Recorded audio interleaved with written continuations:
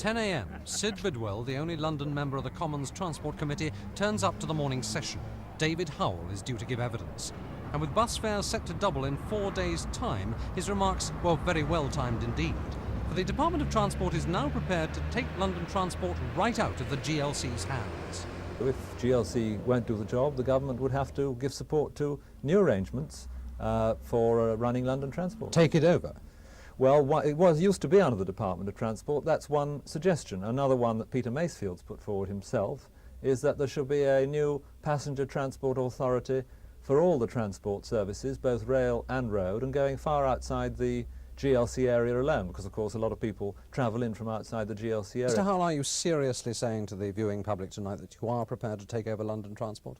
Well, if you talk about ultimate events, the government cannot stand idly by while those who are at law responsible for running an efficient London transport system refuse to do so or persist in acting in a way that is illegal. We obviously couldn't stand idly by. It would be my duty to step in.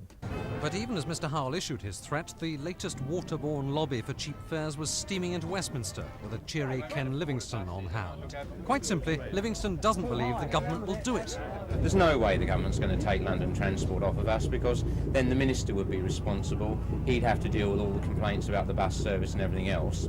And seeing as they're already giving British Rail a 40% subsidy, and what we're arguing is that London Transport have a subsidy of that sort of level, I mean, he would have to give in. It would mean the government paying instead of the ratepayers. I mean, I think it's just a diversionary tactic.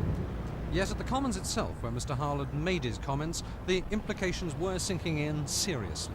There would be an upheaval here in Parliament, and there probably would be seen as politically vindictive behaviour rather than a transport minister applying his mind sensibly to the problems that need to be attended to in London. So the battle for the buses has taken a new turn. Mr. Howell wants GLC cooperation. Mr. Livingstone has made it quite clear it won't be forthcoming on Tory terms. And the future of London Transport itself is now back in the balance. Ed Boyle, Thames News.